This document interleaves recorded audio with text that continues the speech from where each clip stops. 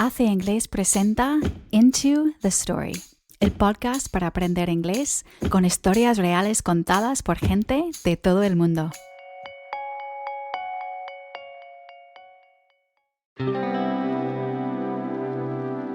Today's story is about becoming a Feng Shui master. Nuestra protagonista, Bea, nos relata su historia de convertirse en maestra de Feng Shui, una ciencia antigua que tiene sus raíces en China. Hace 8 años, Bea y su familia tuvieron la oportunidad de mudarse a Kuala Lumpur, Malasia. Y fue ahí que Bea descubrió una afinidad especial con la cultura asiática. I went to my friend's house, and I think it was the first time I noticed consciously a house that energetically felt different. I was like, I like your house. Like, what did you do? And she's like, I hired a Feng Shui master. And I was like, what is Feng Shui? I had no idea what it was. In today's episode, Bea talks about finding so many similarities between the people and cultures of Caracas, Venezuela, the city in which she grew up, and her new home in Malaysia. But when things start to go wrong for the family, Bea discovers Feng Shui. And with nothing to lose, she starts to follow the advice of this ancient science to help her put her life back on track. Let's listen to learn more about Feng Shui and Bea's story. Ok, antes de escuchar la historia, veamos 5 palabras y expresiones interesantes que utiliza Bea en este episodio. Firstly, a melting pot. This expression has both a literal and metaphorical meaning. So traditionally, a melting pot refers to a container in which metals and other materials are mixed together. But much more commonly, a melting pot refers to a place where a variety of people, ethnicities, and cultures live together. You'll hear Bea today describe Kuala Lumpur as being a very family-oriented city and a melting pot of Asian cultures. Melting pot. Next, borderline. This word can be used in 2 ways. Firstly, a borderline can refer to the boundary between 2 places or countries, como una frontera. But secondly, a borderline is used as an adjective to talk about something that is only just acceptable in quality, or something that only just qualifies as a certain category. En español podríamos decir limítrofe, marginal, o al límite. For instance, we talk about a patient in a hospital having borderline symptoms of a disease. And in this case, a doctor might not be sure if the patient has a disease or not. Borderline. Next, to fall into place. In English, if we talk about something falling into place, we mean that something begins to make sense or becomes easier to understand. For example, after many hours of studying phrasal verbs, everything begins to fall into place. Fall into place can also mean that something resolves itself naturally to produce a result that you want. For instance, everything is falling into place for the business after having overcome the economic crisis. Ahora el negocio va sobre ruedas después de haber superado la crisis económica. To fall into place. To work wonders. This is a great expression to use in everyday English as well in an English exam. To work wonders or to do wonders is an expression meaning to achieve amazing results with something. For example, you could say in English, exercising regularly and eating a healthy diet will do wonders for your health. To work wonders. And finally, a go-to. This slang expression is used to describe or refer to something or someone that is very dependable. En español, go-to se puede traducir como preferida o favorito. For example, My go-to person for advice is my mother. Mi madre es la persona que prefiero para pedir consejo. You'll hear Bea today talk about her go-to advice for anyone looking to explore Feng Shui more. A go-to. Don't forget, para bajarte la transcripción, la ficha de vocabulario y un test de comprensión, te dejamos el enlace en las notas del programa. Okay, let's get into the story. I am Bea Rodriguez or Beatriz Rodriguez, and I'm living in Kuala Lumpur, Malaysia, but I am from Venezuela. I used to live in Texas before. I think it has been easier for me to adapt to Malaysia than it was to adapt to Houston, Texas. When I first arrived here in Kuala Lumpur, I came with my 2 children and my husband, very young kids. And I remember there is a street called Jalan Alor. And I remember seeing everybody so crowded and people selling food everywhere. And I remember this guy selling frogs in a stick. Like it could be, like how people sell chicken or corn on sticks. Well, he was selling frogs and people were buying their frogs and enjoying their frog feast. Kuala Lumpur reminds me a lot of Caracas, Venezuela. People are very lively. Like in Venezuela, like we're all like, hey, what's up? Hey, woo, I love you. We scream from one corner of the street to the other. Malaysians are very family oriented, like most Latinos are too.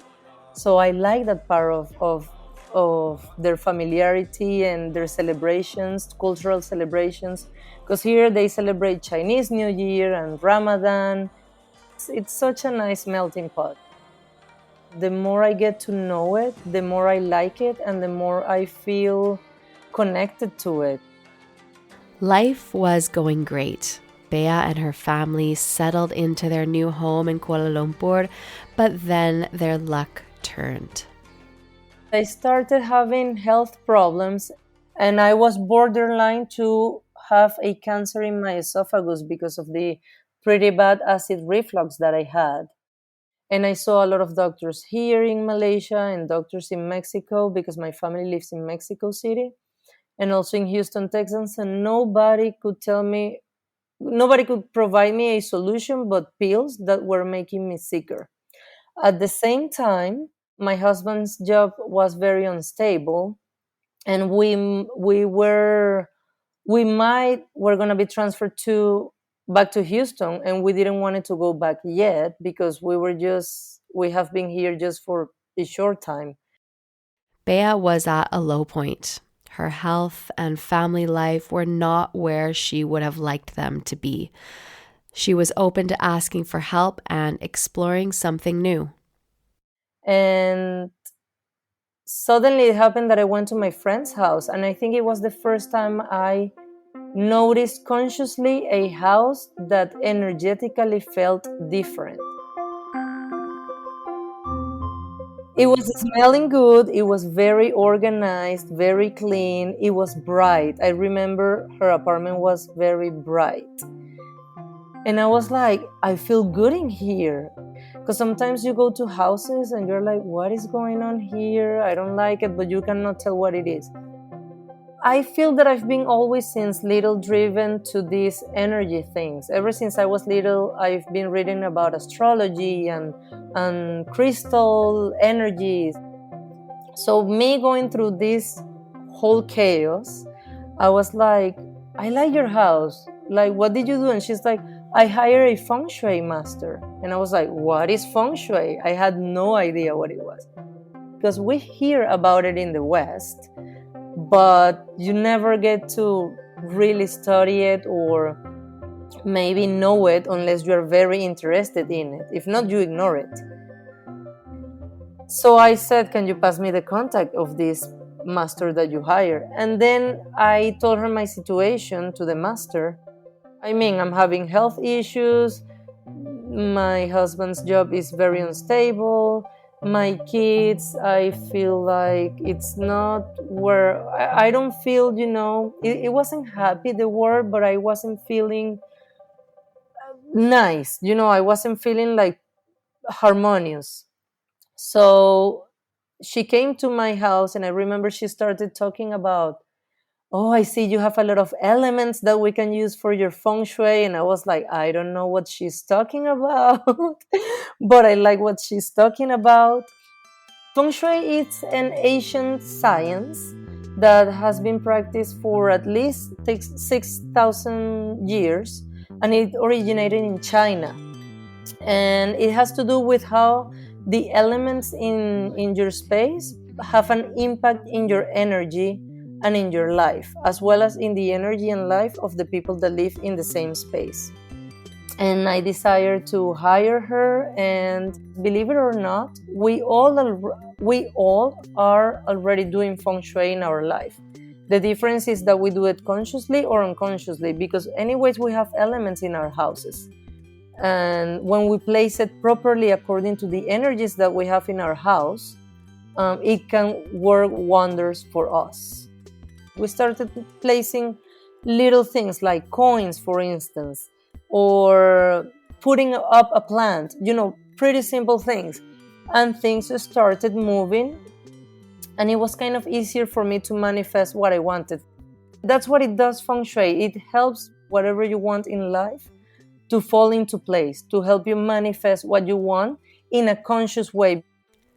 Despite not knowing much about Feng Shui in the beginning, Bea starts to put in place the Feng Shui master's advice. She also starts investigating the concept further to help turn her luck around. Back then, I wanted to manifest to stay longer in Malaysia. And it happened that we got an extension of a 1-year contract. And I think through Feng Shui helped me find a great doctor that is in Mexico right now. I believe the good energy in the space that I created through Feng Shui and my intentions, and also practicing good eating habits and his guidance too, helped me revert the condition that I have. And right now I'm a healed woman, completely healed. I fell in love and I started studying it. With her life back under control, Bea is inspired to go back to study. She decides to train as a Feng Shui master and learn more about how she can use this knowledge to help others improve their lives. I became a master in 2019, and I started practicing with friends, with close friends, and with my parents in Mexico.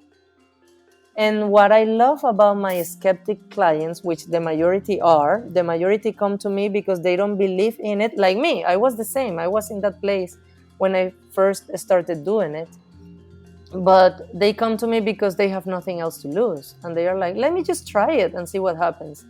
And they become my best clients and my best believers and my best advertising people, because things really move for them. And I feel that when you have your guard down, meaning you're a little bit skeptic and you don't believe in it, I guess the universe just give it to you faster, because it's like, hey, here it is. Today, Bea continues to live in Malaysia, where she balances family life and running her Feng Shui and Reiki master business. Outside of work, Bea loves spending time with her friends and family, both at home and out exploring the vibrant surroundings in Kuala Lumpur. If you'd like to know more about Bea's business, called Move Your Energies, you'll find a link on our website. And today we have a little bonus for you. There was a lot that we couldn't fit into today's story, but if you want to learn more about Feng Shui, then here's a little bonus audio of Bea explaining more about Feng Shui and how you can create positive energy in your life.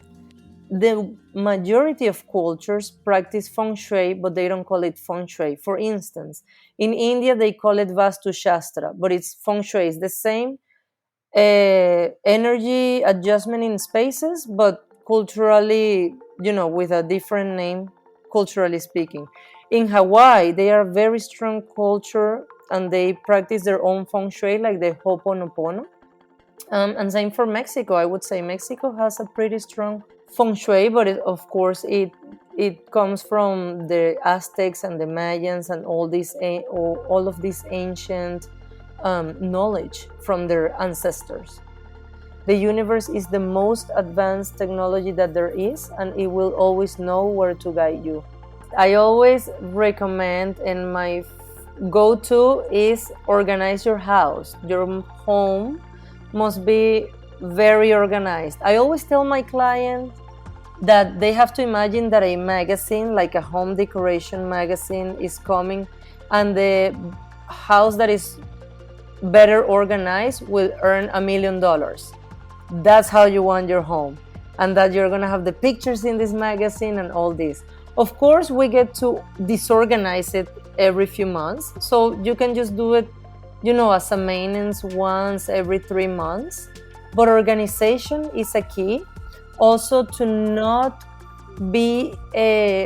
have clutter in your home. Some people tend to collect everything and have things safe just in case they are going to use it one day. For instance, my husband used to have clothing in case he would get chubby or fat after he lost weight. I'm like, why are you saving clothing that you are going to keep in case you get fat? You don't want to get fat. You don't want that energy to come to you.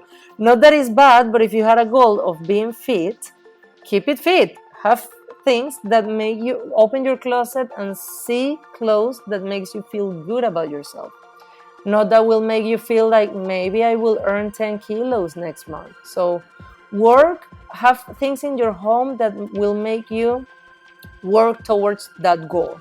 And that everyday goal, it doesn't have to be like a 20-year goal. It can be like an everyday goal. Like tomorrow I'm going to do exercise. Have nice clothing that has to do with exercising and things like that. And the other one would be about your thoughts and your intentions. Be positive. I truly believe that we are what we think. We are our intentions. We are how we talk to others. We are also how we talk to ourselves. And also we are what we eat. So I think our life is a collection of our own belief system. If there is something that you don't like, change it for the better. ¿Qué te ha parecido este episodio? Dinos si tienes una historia similar o si te ha gustado el episodio o no, dejándonos un mensaje de voz siguiendo el enlace en las notas del programa. And if you have a friend that's learning English, then please share this episode with them. We would be so grateful if you did. Okay then, that's all for today. Until next time, we hope that you have a good time, or at least a good story to tell.